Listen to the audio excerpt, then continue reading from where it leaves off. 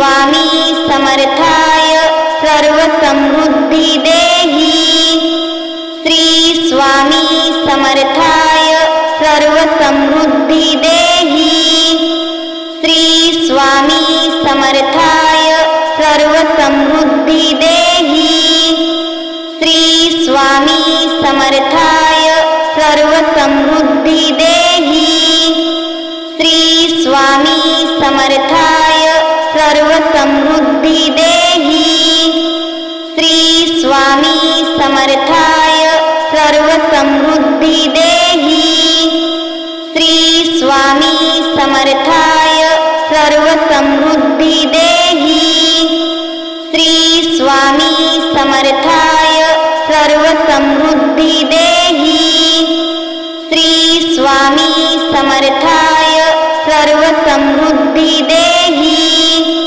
श्री स्वामी समर्थाय सर्वसमृद्धी देहि श्री स्वामी समर्थाय सर्वसमृद्धी देहि श्री स्वामी समर्थाय सर्वसमृद्धी देहि श्री स्वामी समर्थाय सर्वसमृद्धी देहि श्री स्वामी समर्थाय सर्वसमृद्धी देहि श्री स्वामी समर्थाय सर्वसमृद्धी देहि श्री स्वामी समर्थाय सर्वसमृद्धी देहि श्री स्वामी समर्थाय सर्वसमृद्धी देहि श्री स्वामी समर्थाय सर्वसमृद्धी देहि